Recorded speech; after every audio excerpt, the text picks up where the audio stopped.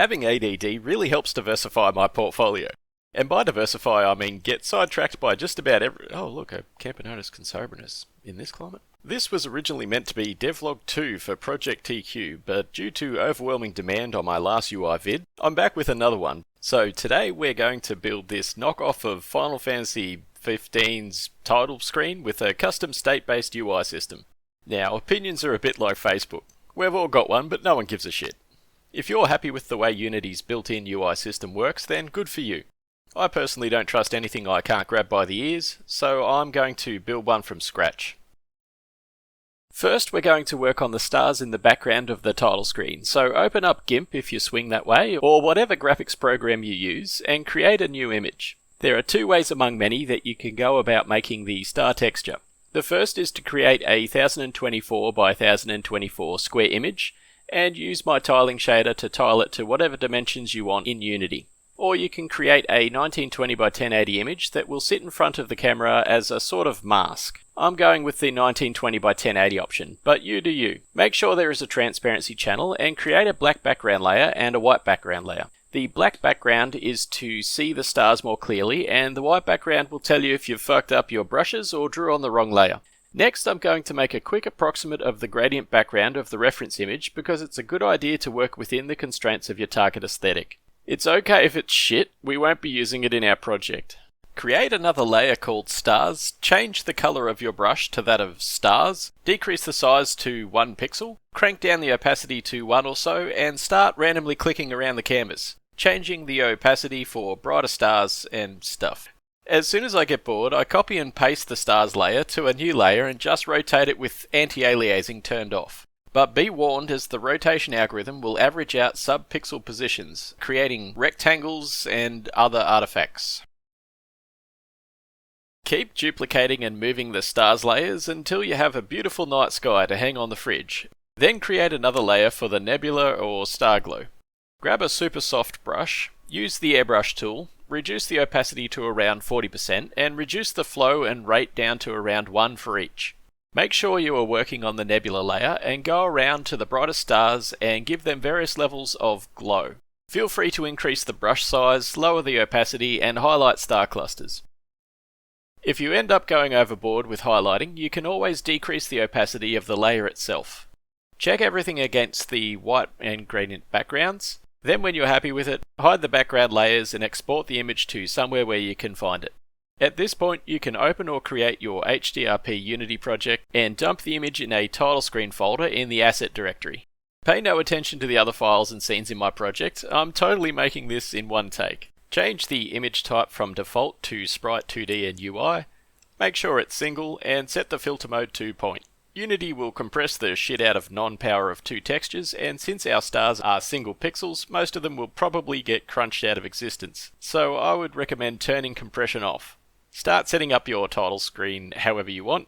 I like to create an empty globals object to put all my global volumes, game managers and directional lights in. I also like to change the camera to a physical one, and for outdoor scenes like this I usually change the sensor to 70mm. Not that it really matters when you're staring into the vast emptiness of space. Create a global volume with a new profile, add a visual environment, change the sky type to physically based sky, enable background clouds, and set the ambient mode to dynamic because static sounds restrictive. Add a physically based sky override so we can force the skybox into all those impossible shades of greens and blues. Since it's a nighttime sky, we should probably also delete the directional light and replace it with a directional moonlight. Currently my moon is radioactive, so reset the temperature back to whitish if it's not already, and set it to emission. The moon needs to stare straight down the barrel into the scene camera, which we will also be tilting upwards to hide the vanishing point of the horizon.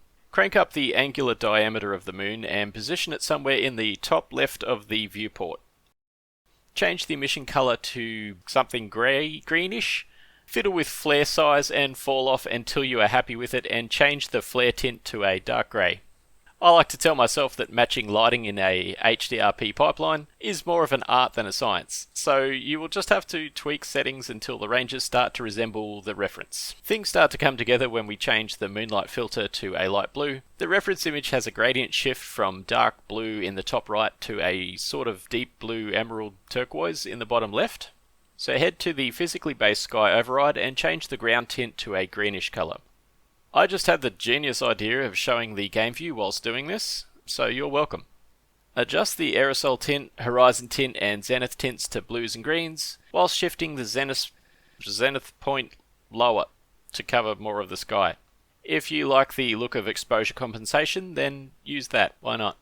From here I just tweak colours across the volume and directional moonlight to get close to what I'm after. The visual environment clouds are part of the skybox, so to make them look more dynamic, set the global speed to something like 200. You don't really need real-time volumetric clouds if you like the look of the skybox ones, so you can skip the next few minutes if that's the case. Otherwise, create a volumetric clouds override and set a scattering tint that you like the look of. Rather than go over each individual cloud setting I landed on, just copy the ones you see here. I have no idea what half of them do anyway. Take your star image and drag it into your scene as a child of the main camera and reset its transform so it's in the same orientation. Drag it back a bit until it looks star-sized in the game view. If you're happy with it, then call it a day. Otherwise, you can make a material, set it to transparent, set the albedo to the star image, and remap the alpha until the artifacts go away. Head back to GIMP, turn the black background on, and export the result to your Unity project. In Unity, change the filter mode to point and set compression to none. Set it as the emission mask of the star's material, tick use emission intensity, change the map color to white, set exposure weight to 0, tick emission multiply with base, like and subscribe to my channel, and set an emission intensity that doesn't cause burn-in on your monitor. And bam! Not only is the dirt gone, but now you have stars you can actually see. You can duplicate the star's image, move it back or forward, rotate it or whatever to fill out the sky a bit more. Just remember that the star mask is actually in front of the clouds and moon, which is why we have such an insane transparency ramp to try and hide it as much as possible. If there are stars over your moon, then just open the image and delete them from that area. Also something to note, if you make your clouds too opaque, then the stars layer will look like they are in front of the clouds, which they are, so keep your clouds fairly transparent. Feel free to add more post-processing effects like bloom, vignette, chromatic aberration, film grain, and whatever else you can shoehorn in there before your computer catches fire. That's pretty much it for now, but in part 2 we will make the UI and UI state machine for keyboard and controller navigation. Thanks for watching.